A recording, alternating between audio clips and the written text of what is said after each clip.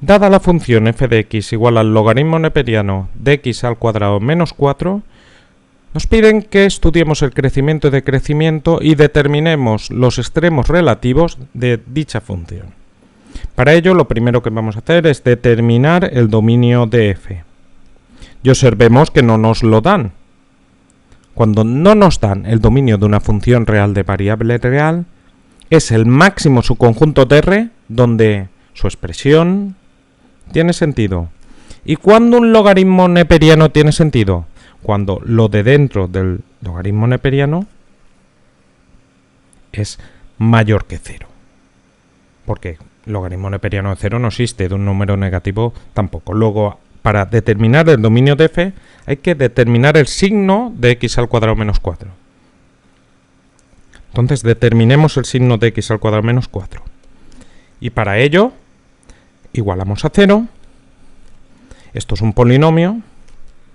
Luego va a funcionar la cosa de maravilla. Si igualamos eso a 0, pasamos el 4 que está restando a la otra parte sumando.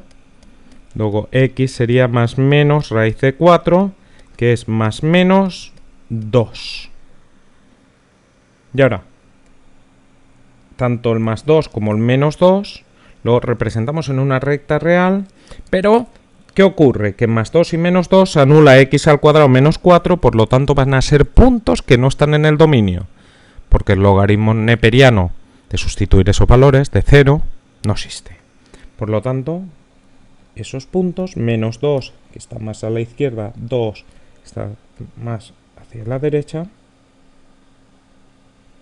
no están en el dominio y hay que determinar el signo de x cuadrado menos 4. Como vemos, la recta real se ha dividido en 3 trozos y dado que x al cuadrado menos 4 es una función continua al ser un polinomio, el signo en cada uno de esos trozos va a ser constante. Entonces, con sustituir en 1, pues sobra. Aquí cogemos un valor a la izquierda, menos 2 el menos 3, entre menos 2 y 2 el 0 y más a la izquierda del 2 el 3. Entonces, menos 3, sustituimos, menos 3 al cuadrado menos 4, esto nos queda 9 menos 4, que es 5, luego más, aquí el 0, 0 al cuadrado menos 4, nos queda menos 4, luego menos, y aquí 3 al cuadrado menos 4, menos 4, que es 5, más. Como he dicho, tanto el menos 2 como el 2 no están en el dominio y además este intervalo central, esos puntos que están ahí en medio, no están en el dominio tampoco, porque lo de dentro del logaritmo, que es x cuadrado menos 4, en ese intervalo es negativo. Luego, trozos positivos, este intervalo hasta llegar al menos 2 y a partir del 2, sin incluir al menos 2 y 2. Luego el dominio de f es de este hasta llegar a menos 2, desde menos infinito hasta menos 2, no se incluye, unido desde 2 hasta más infinito. Y ya sabemos dónde trabajamos con esta función. Primer paso imprescindible para conocer cuál es el comportamiento en lo relativo a crecimiento y decrecimiento y extremos relativos de f. Borramos todo esto y seguimos. Vamos con la determinación de con los intervalos de crecimiento y decrecimiento en primer lugar de f.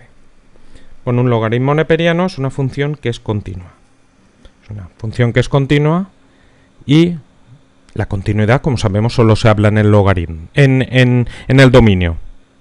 O sea que esa función es continua. Y está definida donde hemos puesto aquí. Y donde no está definida no se habla de continuidad. No tiene sentido hablar de continuidad. Bueno, pues esta función vamos a obtener los intervalos de crecimiento y decrecimiento y para ello tenemos que saber el signo de la derivada. Signo de la derivada, en el caso de ser positivo, la función es creciente, si es negativa, decreciente. Calculamos la derivada de esta función, es un logaritmo neperiano y entonces la derivada de un logaritmo neperiano es derivada de lo de dentro partido de lo de dentro. Derivada de x al cuadrado menos 4 es un polinomio. La derivada es 2x partido de x cuadrado menos 4. Apuntamos la derivada aquí. Y entonces tenemos que determinar los signos de esa derivada. Luego igualamos a 0. Y aquí obtenemos una fracción igualada a 0. ¿Cuándo una fracción es igual a 0? Cuando el numerador es igual a 0. Luego esto es igual a 0 si 2x es igual a 0. Y por lo tanto, si x es igual a 0 partido de 2, que es 0. Perfecto. Entonces, tenemos que representar en primer lugar el dominio de f. Lo representamos desde menos infinito hasta llegar a menos 2. Aquí no habría dominio. No hay que estudiar nada. Y ahora desde 2 hasta más infinito. En segundo lugar, tenemos que representar aquellos valores que anulan, o sea, que anulan la derivada. Tenemos que representar esos valores en el dominio. Luego, los valores donde anula la derivada es en 0. Lo representamos en el dominio, pero 0 está aquí. 0 no está en el dominio, estaría por aquí. Luego, ese valor que anula la derivada nos tiene igual, porque está fuera del dominio. Y ahora, tenemos que estudiar el signo de la derivada. 2x partido de x cuadrado menos 4. Y esto es una función que es continua. Y cuando se habla de continuidad, vuelvo a repetir que es en el dominio. ¿Y cómo queda dividida la recta real y el dominio para estudiar los signos? Pues como vemos, queda dividida en dos trozos, que es este a llegar hasta el menos 2 y este al 2. Como veis, hemos pasado del 0. La recta real queda dividida en esos dos intervalos. Por propiedades de la continuidad de esta función, el signo en cada uno de esos intervalos va a ser el mismo. O sea que con sustituir en un valor de esos intervalos, en cada uno de ellos, obtenemos el signo en todo el intervalo. Más a la izquierda de menos 2, el menos 3. Más a la derecha del 2, el 3. Y sustituimos en 2x partido de x al cuadrado menos 4.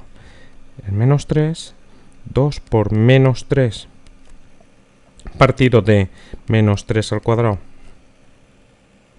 menos 4. Y esto nos queda 2 por menos 3 menos 6 partido de menos 3 al cuadrado es 9 menos 4 menos 6 partido de 5. Menos entre más menos, esto es negativo. Y ahora el 3, 2 por 3 partido 3 al cuadrado menos 4. Nos queda 6 partido de 9 menos 4, 6 partido de 5. En definitiva, a mí solo me interesa el signo, es más ahí. Luego, hasta llegar al menos 2, la derivada es negativa. Luego, desde menos infinito hasta menos 2 no se incluye porque no es un punto que está en el dominio. La función es decreciente.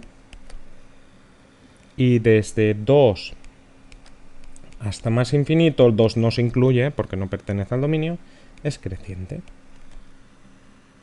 Y ahora, puntos del dominio que anulen a la derivada. Como vemos, no hay. La derivada se anula en 0. Pero 0 no está en el dominio.